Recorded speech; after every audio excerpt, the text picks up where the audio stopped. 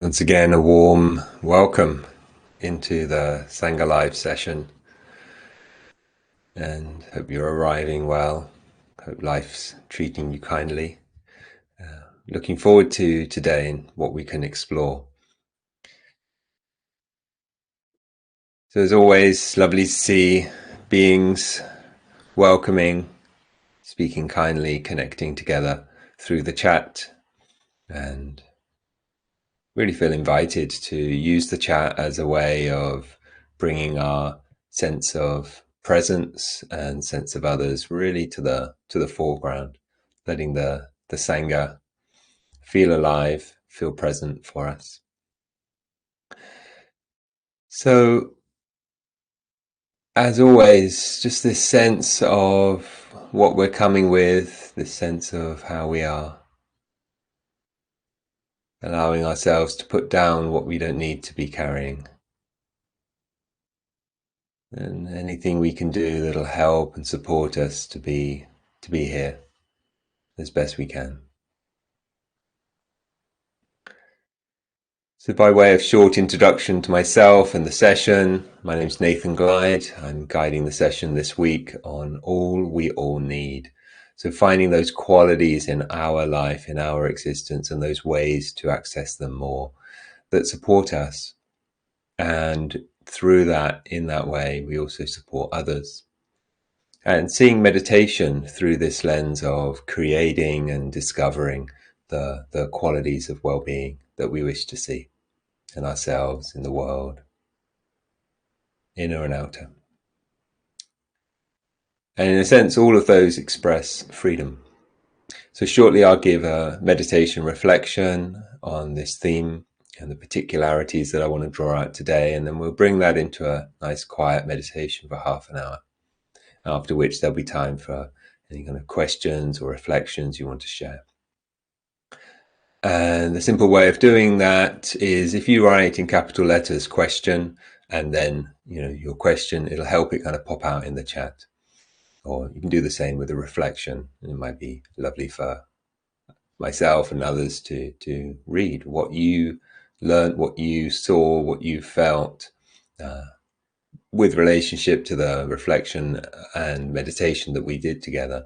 But it might be also how this fits into your life or how your practice is going. All of that's welcome. And just mention, midway through the week that this is all freely offered. Everything that Sangha Live is giving us. I think it's a lovely moment to just reflect on that and the support that this gives us, that this whole platform and all of the teachings through millennia have been passed on freely. And may we feel the blessings of that and the invitation to participate in that as we practice. And we can also practice making our contributions through the Dana page that keep this whole thing going. So those who are able to support are, there and keeping this all going. So today I want to speak about a sense of defusing. And in English, we have these homonyms, defuse and diffuse, slightly different. So to defuse is like taking ourselves out of fusion, fixedness. And I think it's interesting that it seems that the root is also there in confusion, to be fused with, not able to see clearly. And the Buddha was really directing our attention down into what is called avidya, not clear seeing, confusion, can also be delusion, thinking ourselves to be something that we're not, thinking things to be something that they're not, right? And this whole sense of a magic trick and delusion is kind of intertwined. We talked yesterday about this idea of magic bringing into being or dissolving from being what appears to be there.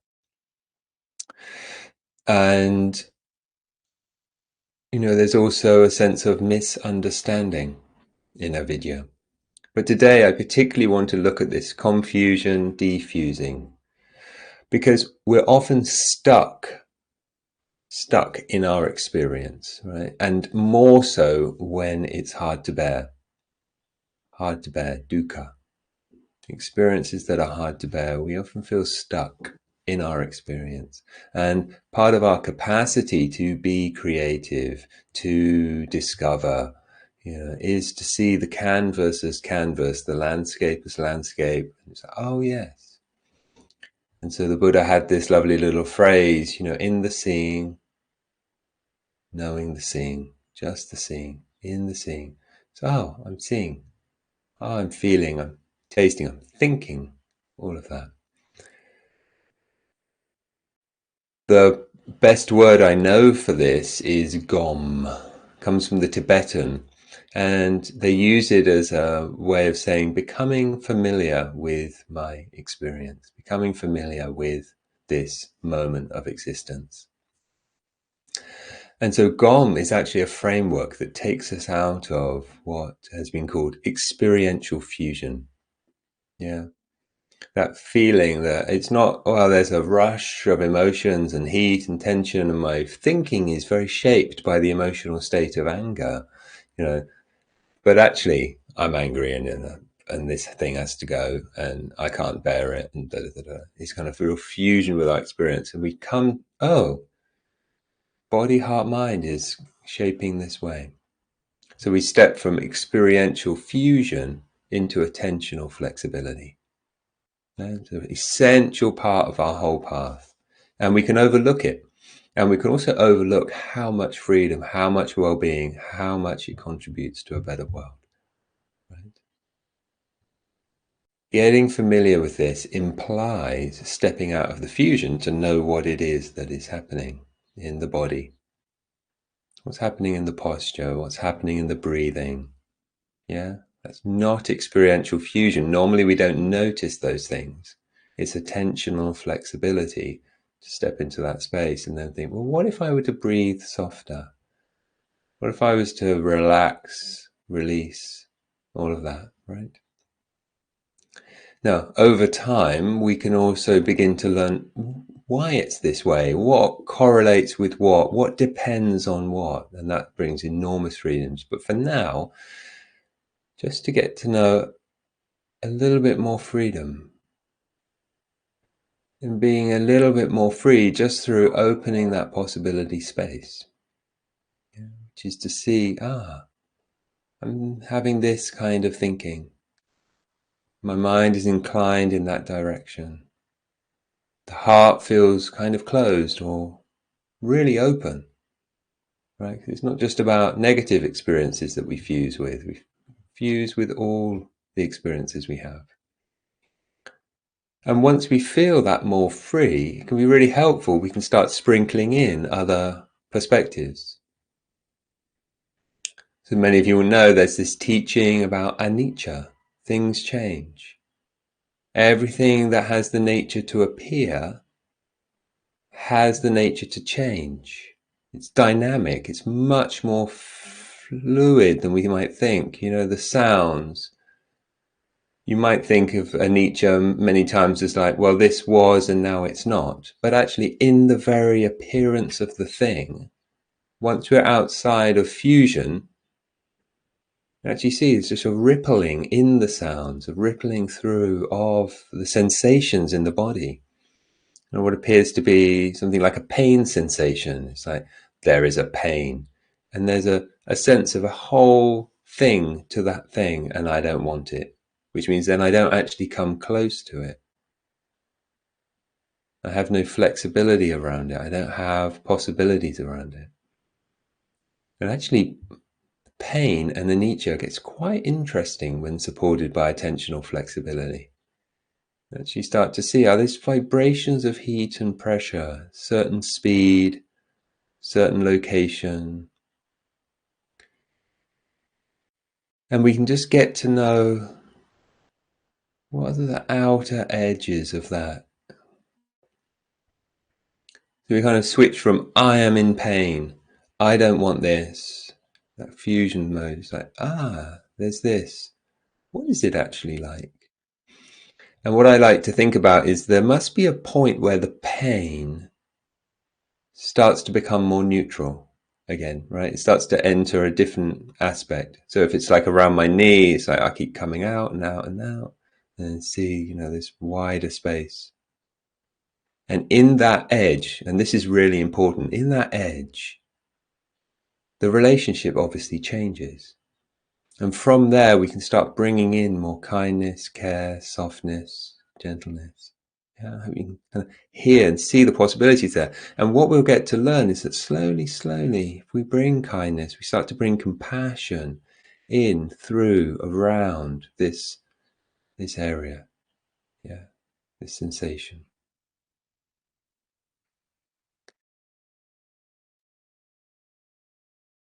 And another aspect that I'd like to bring our attention to, and again, this can be really, really helpful, is just to remember, what am I thinking?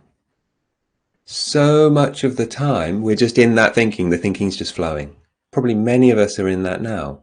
There's probably, lots and lots going on in our life. We're just thinking, I feel this, I'll do this, I'll say that, I'll write that, I did it, it's like, that's how our life goes. We can just pop in and just say, oh, how's the thinking? And that can just lead to further thinking unless we use a very skillful question. And the Buddha offered us a very skillful question. Or teachers like Ajahn Sachito, I think, have kind of converted this wonderful teaching.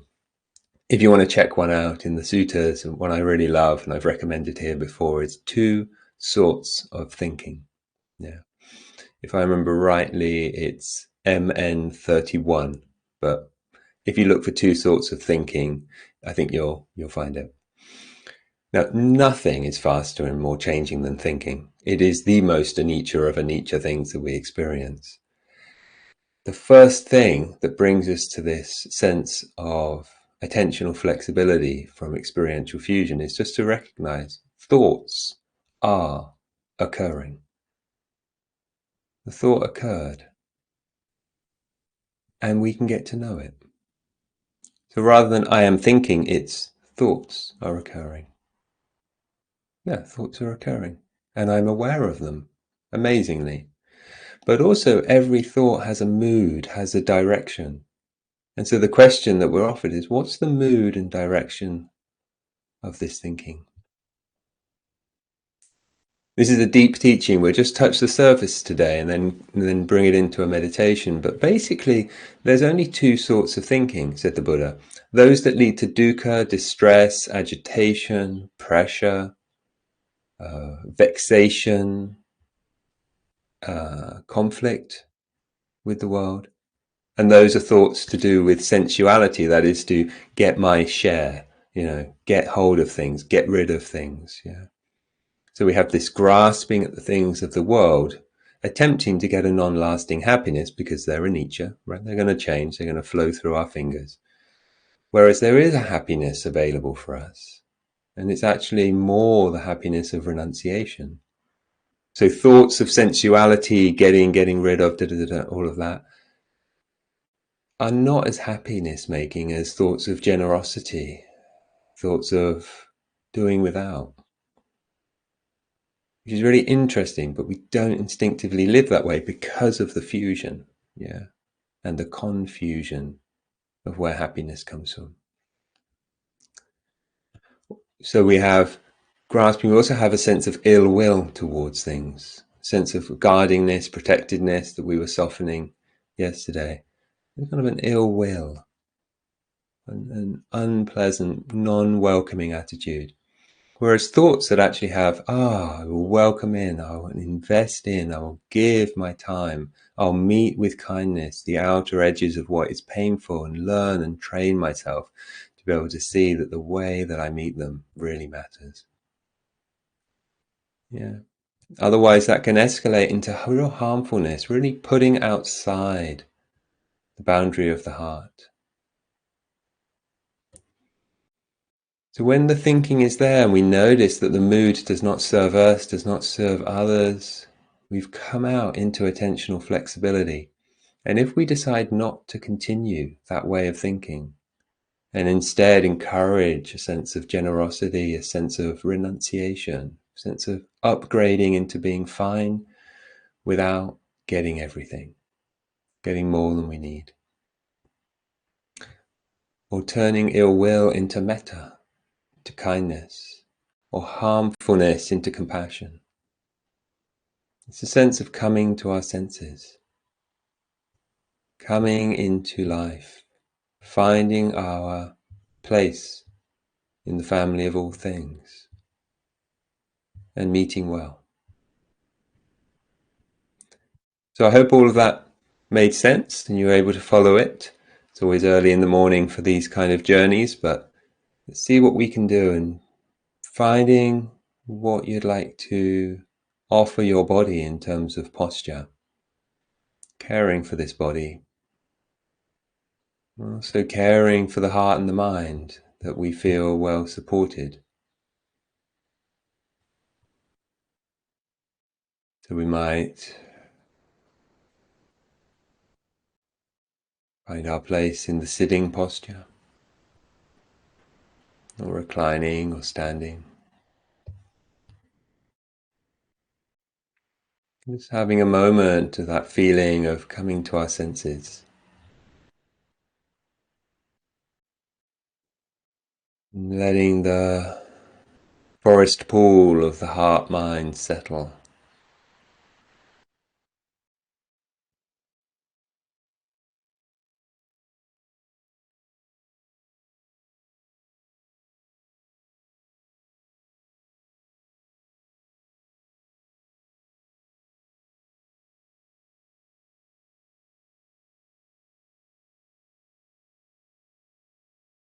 Guiding the attention.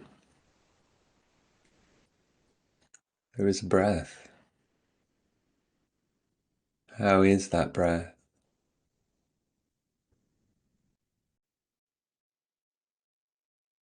Moving into the attentional flexibility phase. There are sounds, if we're in the soundscape. Getting to know them.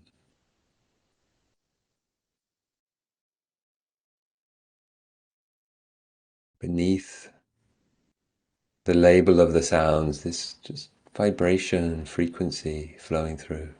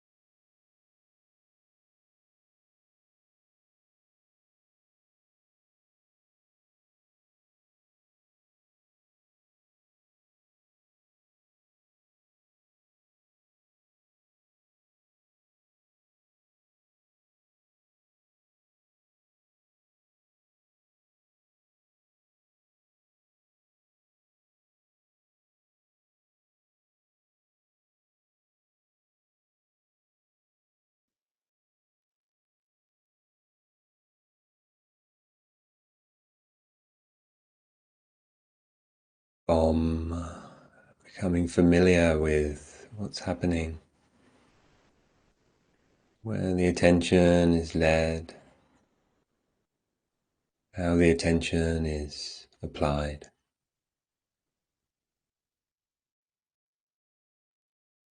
Inviting to soften face, belly, shoulders, and hands, if that's helpful.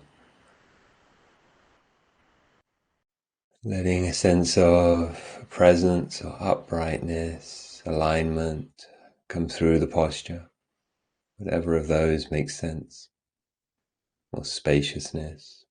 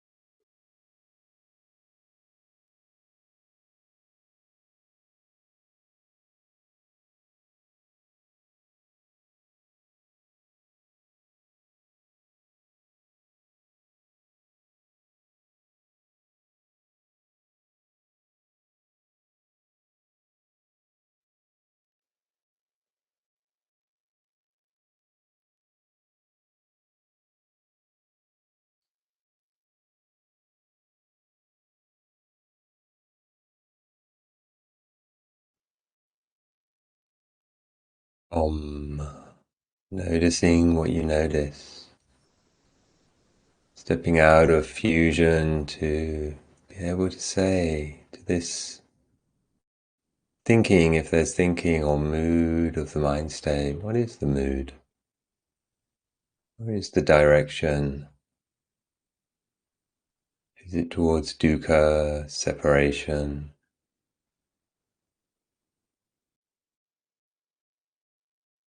If so, are we willing to let go of what doesn't serve us? Have an enjoyable breath, a nice wide opening to sounds, soothing, relaxing, aligning the body.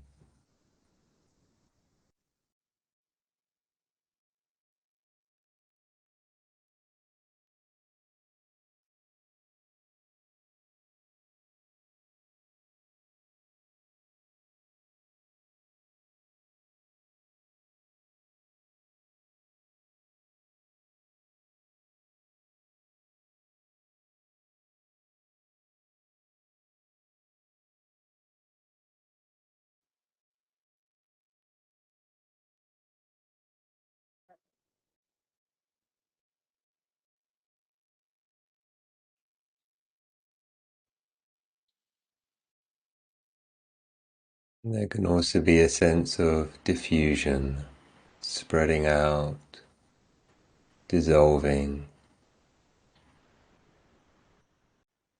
like a stirred up, muddy bottomed pool that begins to settle,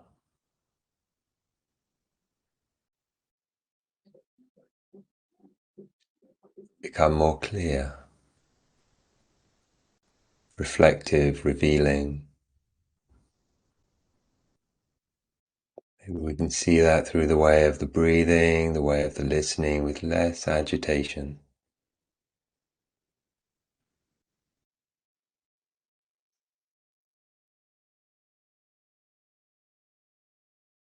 Still really showing up with kindness, softness, kind of qualities we want to see.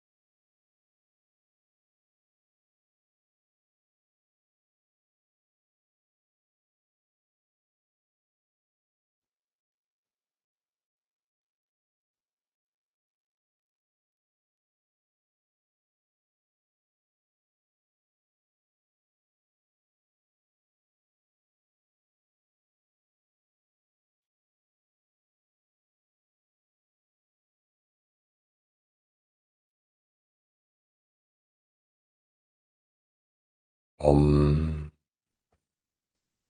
noticing what's unfolding in attention, noticing how the body, heart, mind are appearing, are shaped, inclining.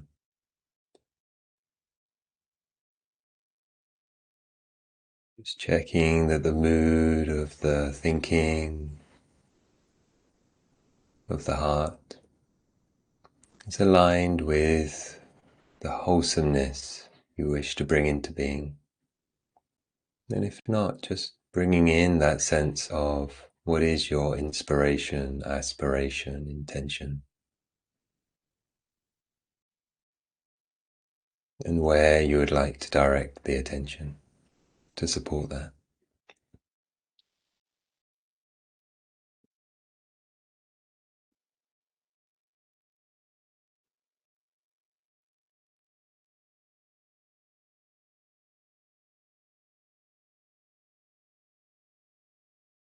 Letting that nourish,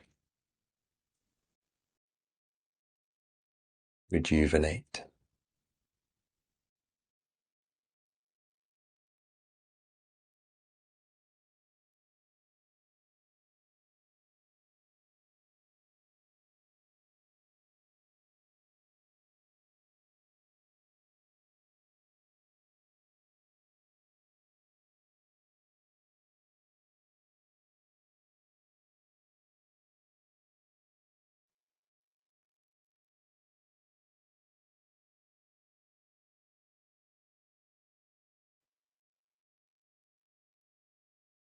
We still have 7, 8 minutes of the meditation to enjoy together, and I'm going to suggest a practice of opening to what's painful. The first thing to say is, if this is something you want to get familiar with, really feel invited to practice it. What helps the most is starting with something that's a little unpleasant rather than deeply painful. And usually we would start this as a training in the body, finding an unpleasant sensation rather than going to an unpleasant mental or emotional space or experience in the memory. So we're thinking of this as a training. So just as if you signed up for a weightlifting membership gym kind of setting and you go in, you start on the small weights. You don't try and lift something that's going to injure you and set you back. So fully optional, but if you're interested, we'll see if there's somewhere in the body, and it's almost like we're taking a really broad lens, looking around. Is there anywhere that's not so pleasant feeling? Could be a sharpness in the belly, could be a itch on the cheek, be a throb in the back.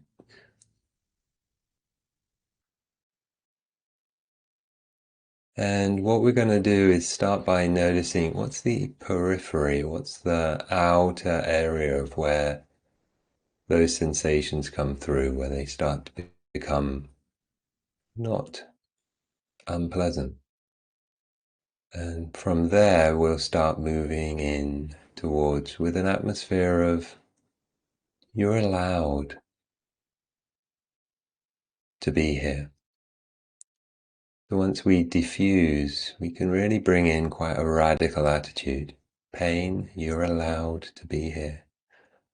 Unpleasant, you're also welcome to be in attention.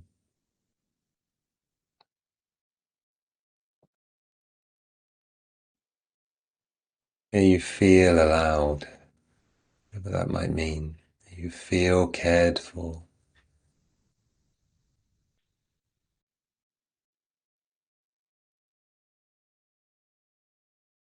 And interestingly, what we know as pain much of the time is actually resistance to pain.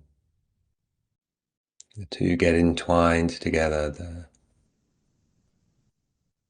The stress, the agitation, the dukkha of pain, quite a lot of it involves resistance. So with these smaller pains, what happens when we switch that resistance to allowing, to caring, welcoming into attention, might really change. So being awake to that, sensitive to that, but not expecting it. It might just be painful.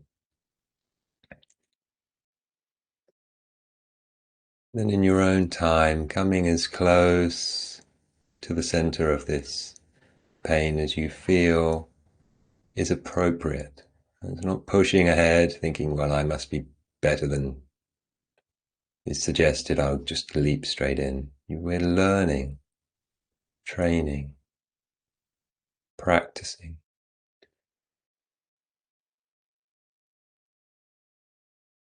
So breathe into this area with a loving, compassionate energy.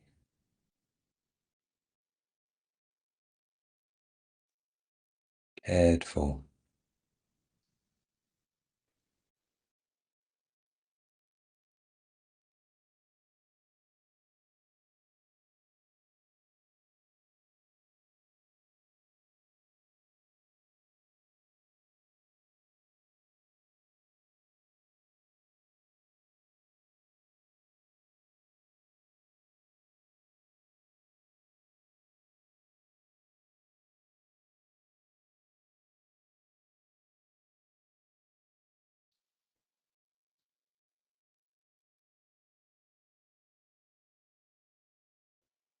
Sometimes you may notice with the absence of resistance being replaced by variations of love, sensations disappear altogether and there's just this space. And we can stay and pour love into the space that appears. Or we might find another area of the body being, including, if we wish, the tender heart. Again, we find the outer areas, the workable, meetable, more easily lovable outer boundary and work our way in gently, not needing to get all the way in, but coming to where it's a dance.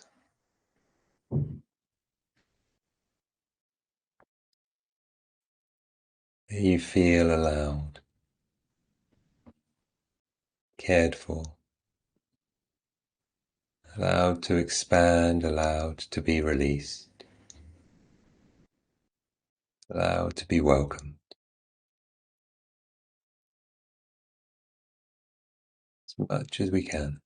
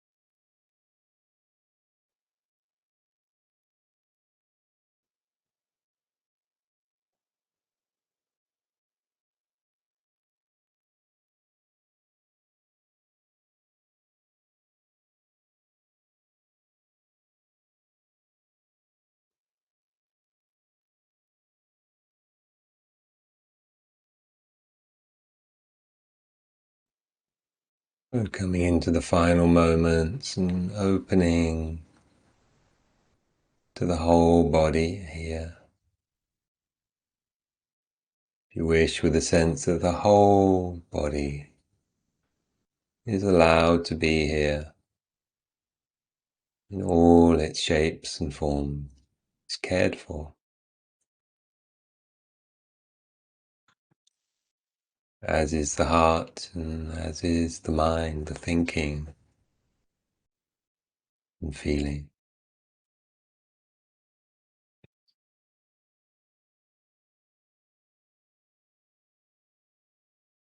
Welcomed, welcome.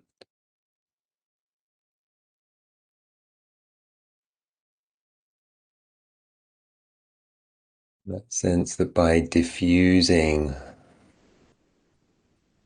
identifying with, we find the capacity to express, to embody what we wish to see more of in the world.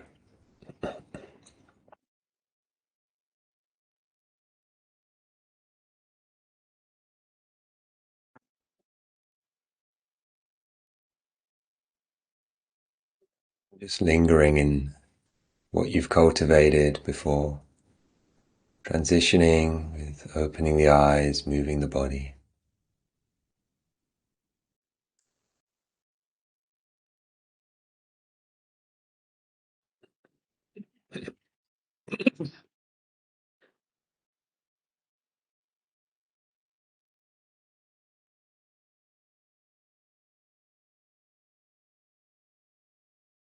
So we begin to transition to a period of time for any questions and reflections you might wish to bring in. And before we open to those, I just want to say that part of my idea with these sessions is that they can also be practices that we purposefully extend beyond the boundary of meditation. So in any moment we can defuse. And that sense that, I might be in a conversation, I might be walking down the street, I might be engaged in some activity or work or art or anything, and I notice calm. Oh yeah, this is what's happening here. This is what I'm creating through the way I'm shaping body, heart, mind, intelligence. And we can also just have a sense that that opens us to, well, is this the right thing for me right now to be doing to contribute to the kind of world I want to live in? Yeah, but the culture that I live in is made up only of what each being is doing. And this is my contribution. Yeah.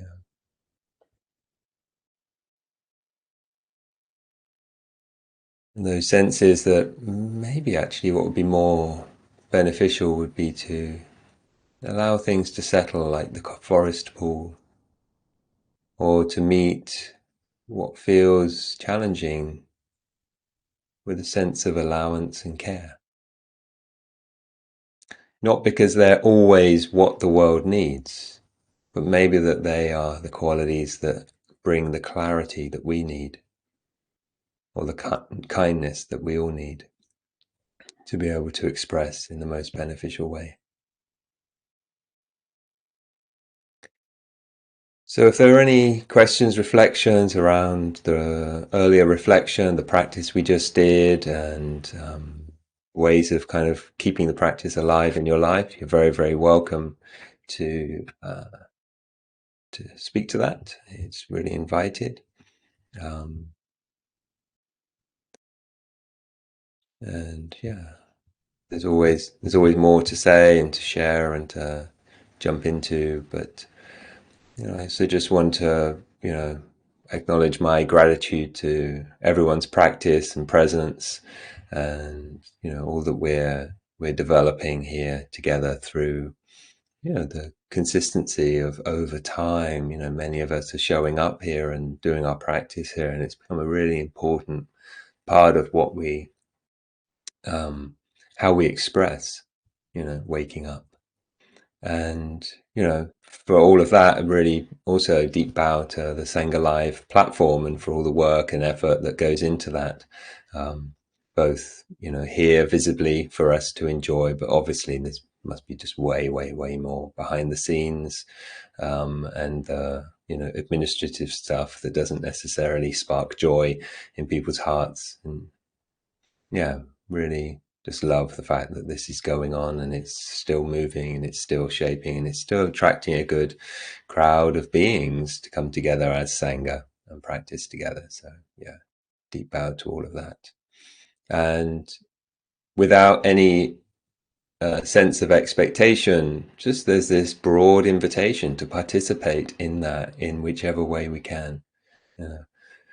Feeding the forum with our reflections and sharing, so that there's a place that people can come into and find a bit of inspiration. So anything that's working for you in your practice, pop it in there. And be a service to yourself, oftentimes to write it, and also a service to others to share in that way. Keep showing up and being here and being so warm and loving and generous with your kind words.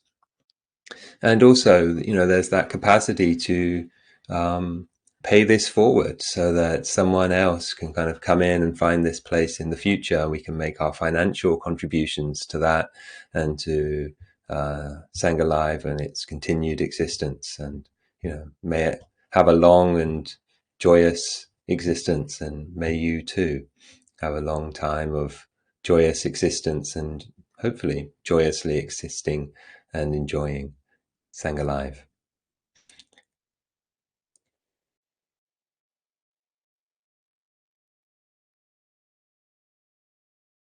So I have a question from Natalie.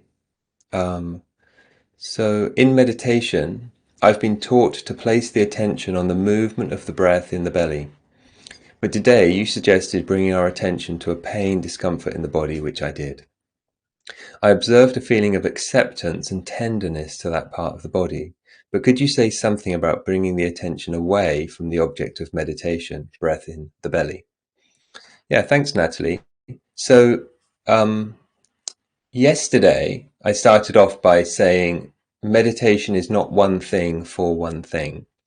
And so someone might have a meditation technique and they are introducing it to you, and they may even use language or intentionally give the impression. So like firstly, I was meaning like accidentally using language, or intentionally give the impression, this is what meditation is. Meditation is paying attention to breath in the belly. I would say it's probably not that. What I would say meditation is, it's intentionally bringing attention to your experience in ways that cultivate the kinds of things you want to see more of. Complicated definition, perhaps.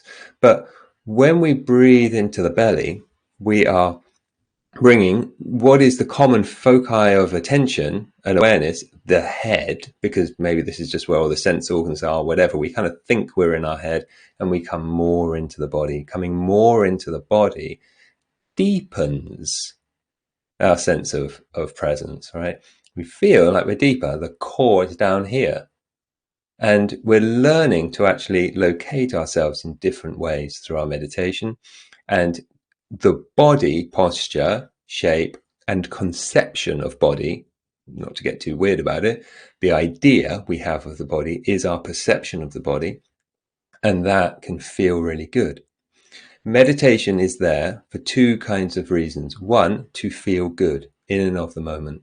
The second is to clarify our perception so that we can deepen our understanding of what it means to be a living being and what it means in terms of what we can cultivate. Okay. But if I was breathing in the belly, eventually there's other things happening in the body, heart, and mind. And as you notice, there's an acceptance and a tenderness to those parts when we cultivate it. But if I said, none of you lot matter, meaning none of the other, sensations of pleasure or pain that appear in my body matter, I'm hiding in the cave of my belly, following my breath, then, that wouldn't be the kinds of thing I would want to be cultivating, because then it also might reflect out into the world a sense of, well, if I look after me, that'll be okay. Now, at certain times, just as breathing into the belly should be the primary focus of our meditation, right? So I nourish and I ease and I support myself. But I want to meet the whole of my experience. I want to meet my mind. I want to meet my heart. I want to meet all of that. I want to include all of that. And not in a judgmental way, but also not in a blasé way. Like if I find that my mind is full of anger and greed and disturbance and hatred and all of that, no, I don't accept that. I don't accept it. I accept that it's there, but I don't accept that it continues. Yeah, I will want to soften, soothe, ease, meet, understand, all of that. Yeah. So that the whole of my being is more awake. And then equally, the whole of my contribution to the world is able to say, look, let's not do it that way. This isn't the way to live. Let's not kill other animals. Let's not kill other beings. Let's not allow homelessness to exist. Let's not do all of that. So for me, meditation is cultivation of the qualities we want to see more of. Meditation is magic. It's bringing into being what otherwise didn't seem possible to appear and dissolving that which no longer serves us. So I hope that that kind of speaks to the reflection you brought. I think it's really important, but we're not setting up one against the other. We're just saying, wow, there's so many ways to meditate. There's not one thing for one thing. It's for what you want it to be. Yeah.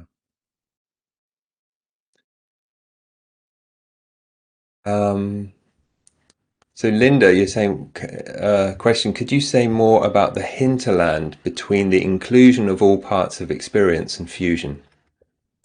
So basically, fusion is to not know that we are having the experience. So we could say a great example, just to blow our minds in the last minute, and when we don't have much time, is our sense of time shifts, it changes, right? It's always changing. That's how we can say things like time flies, time's dragging, that kind of thing. Or there isn't much time left. I'm feeling time pressure, right? All of that, our perception of time is affected, and we may not even notice it. And we certainly may not notice that we can adjust that. Like it didn't appear that way from its own side. It appeared that way because of our emotional intensity relationship with time.